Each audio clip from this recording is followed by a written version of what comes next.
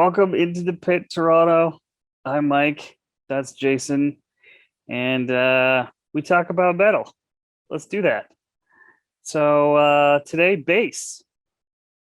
The mystery of bass, somewhat. I, growing up, didn't really know what the bass guitar player did. I was like, I'm watching it, but I don't understand. I don't know if you have any thoughts on when you were just getting into it. Well, I, like you, didn't quite really understand the point. Luckily, that changed and realized how important it was. I know when I played the violin, they had a cello, a couple cellos, and a bass. It generally was the tallest person to play the bass, and no one wanted to touch that sucker. Of course, those basses were taller than us at that point, so I kind of understood. And the guy that I hung out with the most back then that was in a band was a bass player. So out of all the bands I hung out when a teenager, yeah, my closest buddy was the one that did the bass. He idolized Steve Harris, which we'll get into, I think. Yeah, it's what is this one person doing on there with the bass guitar? I think when you're just getting into metal, you don't really know. So I'm a lay person. I don't play any instruments. I don't know musical theory of any kind. You chose a good word there, because out of the five members generally of most metal bands, the bass player is the least likely to get laid. And that's over the drummer who's hidden in the back. So that's pretty sad. I mean, poor bass players. But they're so very important to the sound in its low end. So I'm going to play a little bit, a few songs later. And one of them I found, and we'll have links in the description if you want to listen to the whole thing, is a particular song without bass, and it sounds weird, and you don't, it's not good. So it's that, to me, that sort of, you might not notice it until it's gone, kind of back. It's like behind the guitars. Well, how's this one to make it easier? Think of any band period in rock, metal, most genres. Actually, you can go one guitar, you can go one drum, you can go one trumpet. It doesn't matter, but there's always a bass thrown into almost most styles of music. This is true, and it's so really it's clearly important metal because of that dark sound. So the dark, heavy, undertoning sound just kind of suits heavy metal in general. Yeah, where it's kind of tinny and high without it. That it provides this meat. That's kind of what I look at as the meat. And there are bands where the bass is kind of irrelevant, but there are definitely bands where it's very, very upfront. I don't know. When you have a three-piece forming and you're still making sure one of them's the bass, that's got to be kind of important. Yeah, we can lose another guitar. Heck, we can lose both guitars. We can't lose the bass. This is true. But if you look at some bands, the mix, I'll point to a particular album that we all know from my favorite band that has almost no bass on it, and it's And Justice for All. It's a great album. It remains classic, but they drowned them out. Okay, I'll say the bass guitars are so high. Yeah, in the level. It's just part of the background noise more than anything else. And you don't even really notice it too much. Whereas bands like Iron Maiden and Black Sabbath, the bass is a surprisingly large amount of the sound. And I find that very interesting. Occasionally with Maiden, the bass almost seems like an extra guitar. Well, I think that's true. I think... not through all their songs, but you definitely notice it in a few. And now that they have three guitars, you always hear as well. This is true. Even with three guitars, you always hear Steve Harris, which is interesting. Steve Harris, because, well, not interesting, but obvious because he's the songwriter primarily, and so he's gonna be up front. But Iron Maiden without the bass is weird, and he's always that gallopy background. It's always there, and I find that very interesting. So Harris was one I wanted to mention. A few other bass players I wanted to mention. Cliff Burton, who brought us Anastasia Pulling Teeth, the only song I ever knew growing up that was totally based on bass. And it's amazing. Bass solo, take one, and it just goes. I'm gonna get into a little Cliff a little bit later, but I think Cliff's so interesting because it's so distorted and so interesting a sound. It's not the typical boom, boom, boom, boom, whereas a lot of bass players are. Let's also, so we talked about Steve Harris. Lemmy is Yeah, I'm glad you mentioned him, but I knew you were going to. among, yeah. So I think the interesting thing about Lemmy is that he plays a bass guitar, but he doesn't play the bass guitar part. He's essentially the rhythm guitar player on bass in Motorhead. He is if you easily listen. excitable. Yeah. Well, musically. So he's anyway. not just bumping along, being the background. He is the rhythm. No, actually, there's times where the guitar follows him. There are times I forget he's a bass player. Yeah. So I said I'm glad you mentioned him because sometimes I just keep thinking he's a guitar player, but he is not. Well, he's the rhythm guitar player. He just doesn't play a six strings. So Motorhead's unique in that. I think it's that he started as a guitar player and just filled that part of the song for them. And again, I think you mentioned it. Their three pieces are very bass up front bands. If you look at all Pantera as well, the bass is always there. There's a lot of blues remixing and a lot of metal, and blues has a big bass undertone in most of the blues I've known. And since metal is so heavily influenced by your Deep Purple, Black Sabbath, Led Zeppelin, who were, nothing but blues ripoff artists, God bless them, and now it helped mold what we got today. Yeah. And then a couple others. We're gonna dive into one specific bass line that most people in metal would know from Dave Ellefson, which is Peace Sells. Peace Sells, obviously, yeah, your number one bass song. He's a bit of a creeper and out of Megadeth now, but what are you gonna do? Peace Sells. You can't take away what he had done. You can't. I know. Yeah. So why don't you give it a go? Let's see what's Okay, so let's listen to a couple things, and YouTube, don't take us down. We're trying our best. Okay, so here's the Peace Sells intro is like very great. Like there's no okay. Oh, we gotta start at the start. Here we go. You can't not nod your head.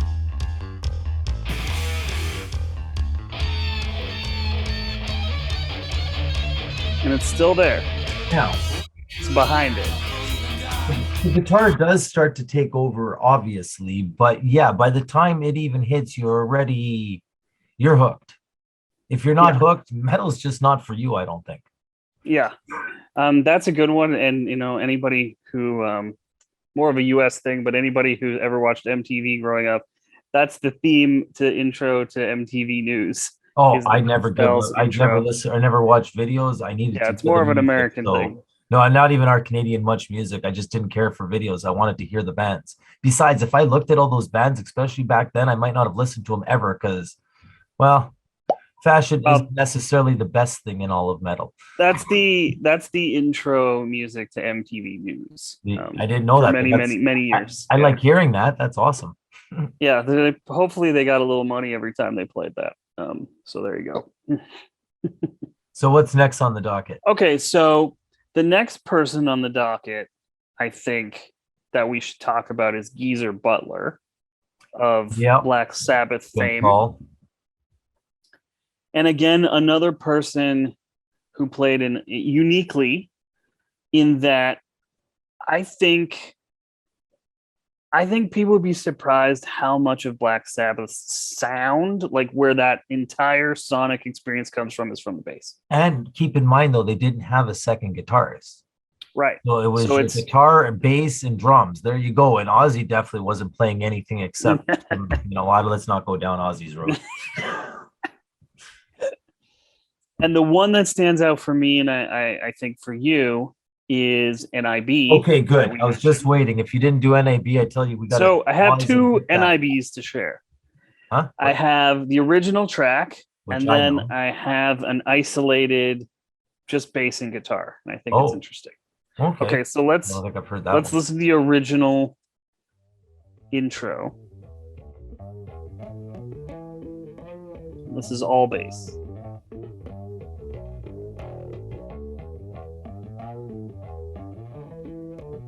I do get excited. And it really gets it.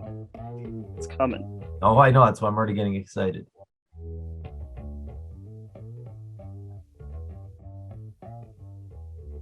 Before. It's gonna go. Maybe you should have started a little later. Maybe.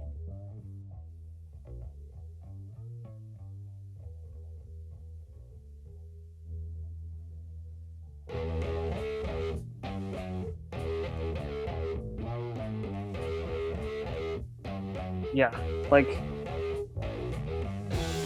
that's where the guitar starts. And boom, that right there. That's where the all before that was bass. Of So course. much of that is the bass. So here's But just as we were saying earlier, or you were saying earlier, as soon as everything else comes in, it almost hides it. It masks it.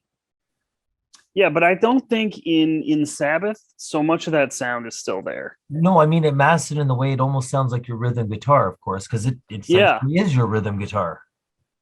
Yeah, in many ways. So here's just the drums and bass. Yeah, it's obviously a clearer recording too.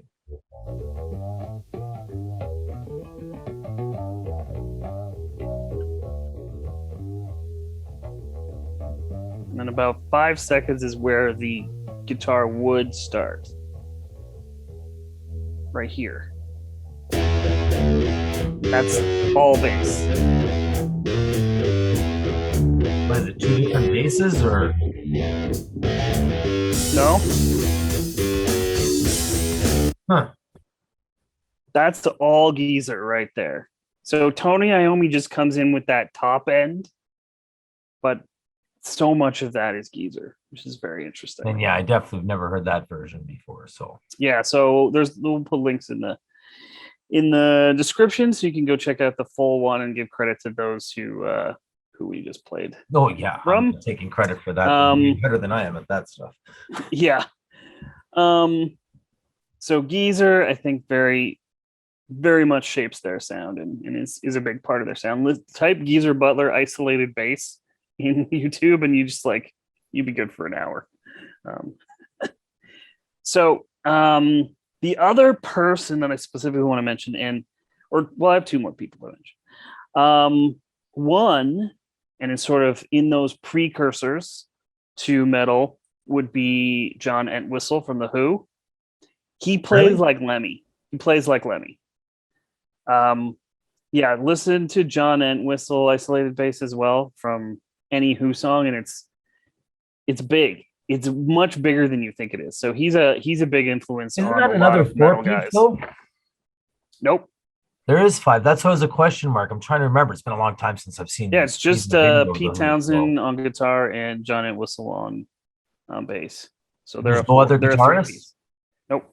So it's a 3-piece. Oh, okay. Then I was right. Yeah. Sorry. Okay. And so Roger Daltrey sings, but he doesn't play guitar. So yeah, I think with The Who, it's interesting because you could even argue that John Entwistle is the lead and Pete Townsend just plays rhythm with a bass. So I think it's very interesting if you want to dive into some Who in the argument happening there, but not with me. I know the Who. Yeah, we don't have to argue about it, but it could be argued, and I welcome you to go check out some Who and figure about it. So, Entwistle, I think, is a big influence on a lot of metal guys.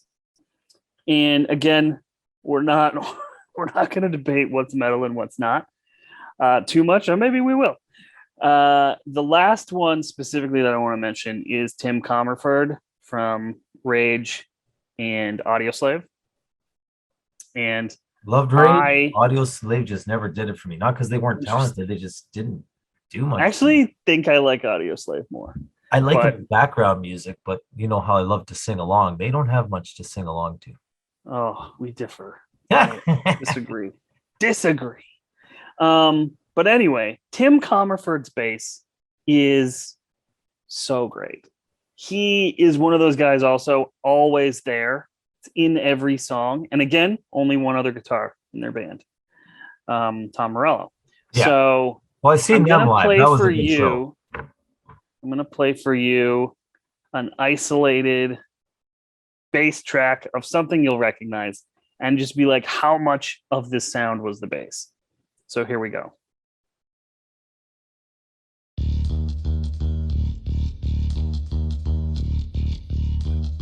Killing in the name of. It's huge. I know this is probably the anthem of every teenager across at least North America for a while. But in that big section there, it's like, that's a lot of bass. And see, and here's the problem with bass. I just clued in. Yes, it's a giant part of that song. In fact, it's so much of that I didn't notice it. It doesn't sound great when played by itself. Which is it interesting. needs something to give it. That's why everyone forgets about bass. It's why once again the players don't get laid as much as the rest of the band. It's kind of a catch-22. It doesn't sound. It often sounds sloppy and weird on its own, but then if it's not there, you're like, oh, that sucks. Come on, even a drummer by themselves sounds better, and that's scary because it would be more interesting. That's your backbone to everything. It really shouldn't be by itself. Okay, here's the exception for me. We'll play another isolated track that. You're freaking me out with these isolated tracks. I don't like them. Oh, I like it a lot. Hopefully another one you'll recognize. For Whom the Bell Tolls? It's about the best 30 seconds of bass that I can imagine. Well, I said, For Whom the Bell Tolls, the second I heard that bell. When I was a teenager and I found out that this was just Cliff Burton, it was like, this man is a wizard. Well, same thing. I was telling my buddy who was the bassist back then, Renee, this was their main song. They'd had their own songs, but this was their main cover. They had like 2 covers, and this was one of them. This is bonkers. It sounds like garbage by itself. I disagree. I disagree. Of course you do. This sounds amazing by itself. Oh, I don't know what you're listening to, but I don't think so.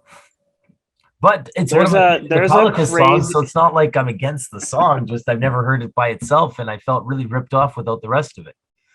Well, the first part, that's just him. Kind of. Until you still have the bong. Yeah, other than the bell, which fun fact isn't actually a bell. It's a sledgehammer on an anvil. So I'm glad you said that because Hell's Bells has a different sounding bell. Yeah, it's I think actually a bell sounding bell too. I can't remember which Ozzy song, but I know I think Journey to the Center of Eternity maybe. But anyways, they have a bell at the beginning, one of theirs. But For Whom the Bell Tolls always had a very unique one. So I'm glad you said that. It's an anvil hitting or a sledgehammer hitting an anvil. That makes and it's sense. Lars doing it. Yeah, well, interesting. That does keep. So he didn't screw that up. So there. Okay, let's play the action. Okay, I'll play the full reel For Whom the Bell Tolls and see if you. Oh, then it's not on my list. I have to find it. We'll do that in a bit. Okay. So yeah, Comerford, Cliff's for me the pinnacle. There's a crazy video, and you can look it up on whatever format, YouTube, of a talent show of Cliff Burton, I think in high school, and he has that riff, and he's playing it in the high school gym. And he brings it with him when he joins Metallica, and they create this song that is my all-time favorite song, For Whom the Bell Tolls. So, and it's without its bass, it's silly. So, on that note, without bass, let's. I'm gonna speak in a language you speak in. Now, okay, there's 2 you missed for me. Okay, Ozzy Osbourne's No More Tears. Okay. And what was the other one? Souls of Black by Testament. Okay. And what do you next highest on my list? What do you feel about those that are specifically good? Well, the fact that I thought both of those parts were guitars until I looked up bass riffs. Interesting. So that's something. And now that as soon as I thought of it, I'm like, oh yeah, that's actually a bass. But it took me looking up metal riffs just to get a heads up for this thing before even realizing, oh, there were a Yeah, few I mean, songs. sometimes you think guitar is bass, and sometimes you think bass is guitar, and it's an interesting. Well, especially people like me that don't really pay that much attention. Like I said, I don't watch the videos or anything. I don't care about the bands, what they look like. All I care is what they sound like. Yeah, and I would watch something live and try to match up the sounds to the people, and I just never got it when I was young about the what is this sound? And I Well, found that that was what interesting. concerts were for. It's why I've seen all my favorite bands multiple times. That was where I got to see them. Okay, so this is this is the No More Tears.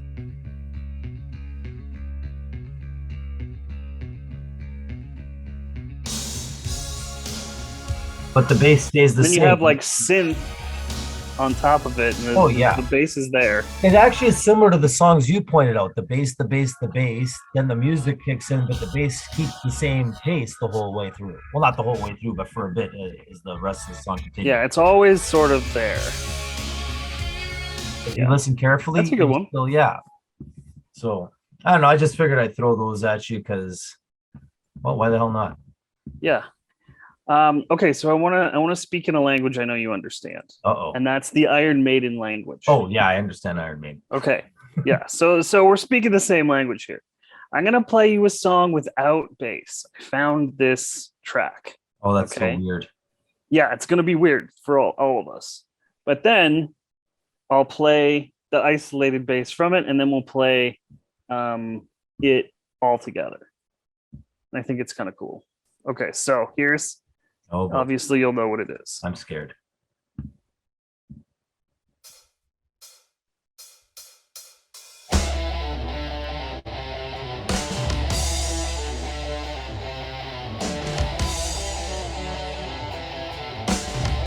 No bass. It's the perfect song for it. Okay. Now, here's the part that was missing on its own.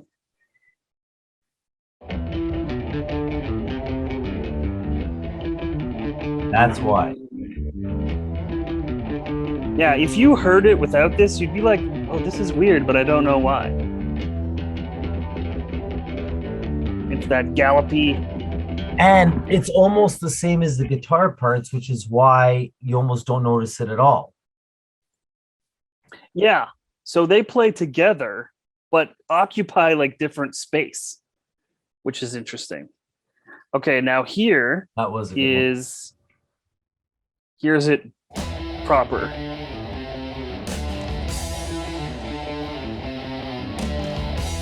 We don't hear the bass. Oh, I do.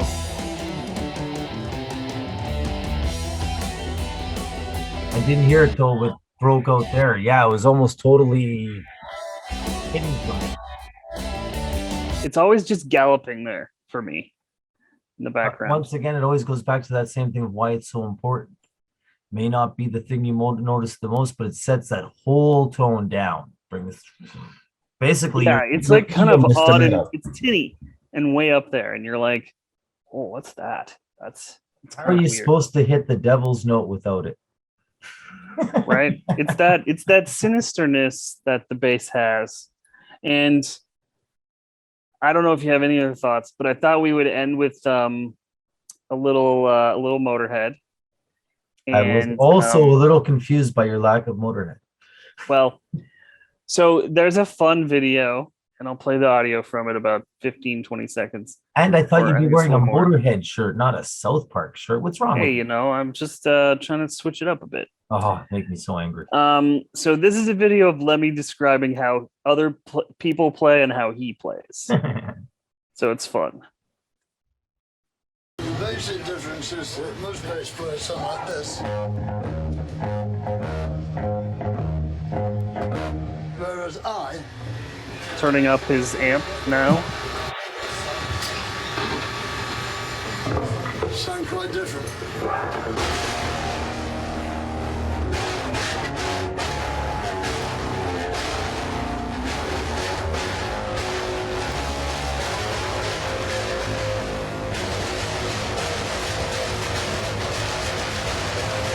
think he went a little too much with the distortion, which is really Oh, hard it's to say big for him. distortion there.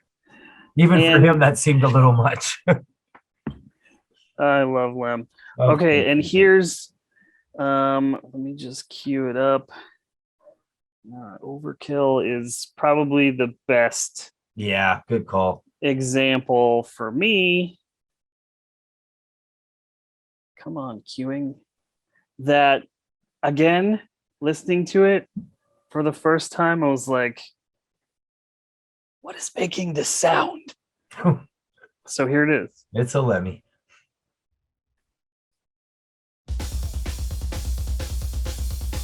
And it comes.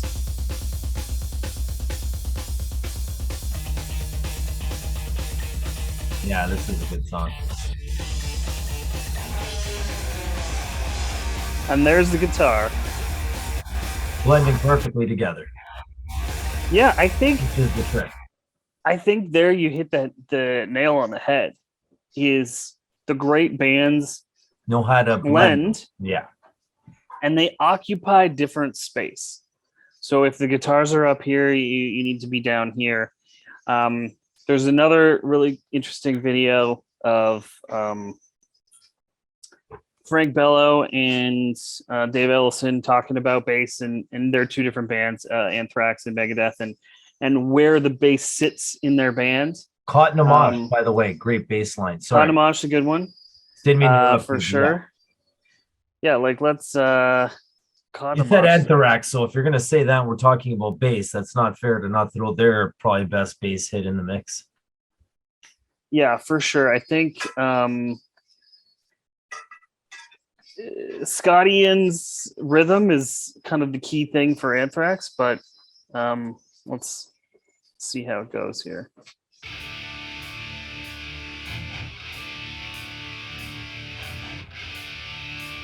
That's guitar.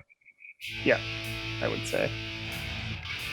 Yeah, it's not quite the same opening as all the other songs we've been listening to. Yeah, where they're bass intros, I think that's kind of for the person that wants to learn what bass sounds like is the There it place is. where it is. So there it is.